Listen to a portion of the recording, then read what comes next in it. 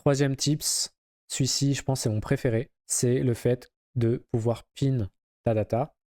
Et c'est en fait, tu le vois avec quand un node est un peu surligné en violet comme ça, avec un petit logo d'une punaise. Qu'est-ce que ça veut dire? C'est que quand tu lances ce workflow et que tu cliques ici, donc tu sais quoi, on va le faire ensemble. Donc si je lance celui-ci, déjà on voit que ça a lancé juste les nodes qui n'étaient pas mis en violet. C'est justement, c'est tout le principe de pin une donnée. Bon, il y a eu un problème dans la ligne, c'est pas très grave. Je pense savoir pourquoi. C'est parce que j'ai pin la data ici. Donc, c'est venu prendre cette donnée. Vu qu'on veut mettre à jour une ligne, bah, ça, c'est pas la même, mais c'est pas le débat. C'est que, en fait, donc quand tu lances un node, tu peux venir ici et cliquer sur pin la data.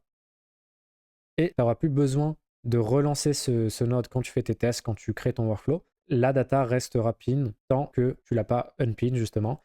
Et si je sauvegarde et je rafraîchis la page, et ben en fait, on voit que du coup, la donnée, elle va rester là.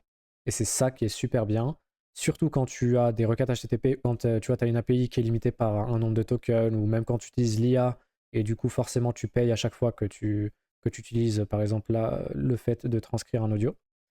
Et ben, en pinant la data, ça te permet d'avoir une donnée qui reste là, qui est figée, et du coup, tu n'as plus besoin en fait de relancer à chaque fois. Il y a une autre chose super bien, c'est que si tu appuies sur celui-ci, tu vas pouvoir venir éditer. Donc non seulement tu vas pouvoir venir éditer, mais là, attends, je vais copier, mais aussi tu peux toi-même définir l'output. Donc par exemple, si tu voulais le refaire, tu peux toi-même écrire ce que tu veux écrire.